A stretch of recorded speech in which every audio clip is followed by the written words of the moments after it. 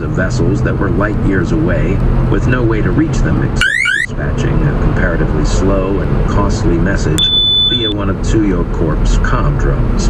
As such, Celesta Wright was accustomed to orders that could almost be vague suggestions that CENTCOM would appreciate it if her ship were in a certain area at roughly the time they required.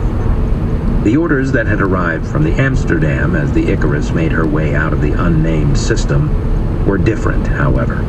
These were the type of orders she'd expect when they were on wartime footing, not a reconnaissance flyby in a system that had no habitable worlds, at least not anymore. The Phage had begun their savage tear through Terran space by first annihilating everything on the surface of Xi'an, and then later destroying the planet completely, in a display of firepower that still gave the veterans who'd witnessed it nightmares. Admiral Markham's staff had cut orders that required her ship to hit specific and precise rendezvous at such an aggressive pace that if there was a single maintenance delay with the Icarus, they'd miss it completely. The knot that had formed in her stomach at the mention of the Xi'an system refused to go away in the face of these unusually specific orders, at least specific for a time of relative peace. Humanity was in the midst of a post-war upheaval that looked to be a prolonged situation as the remaining enclaves restructured their agreements with each other, even as others broke away completely and shunned all contact with the remnants of the Confederacy.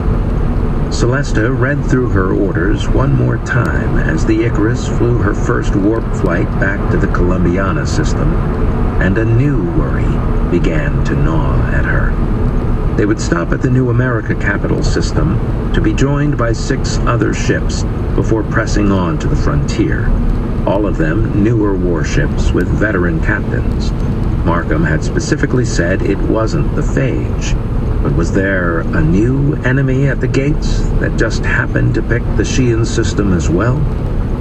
Even as she realized how virtually impossible that scenario was, a new, possibly worse fear arose.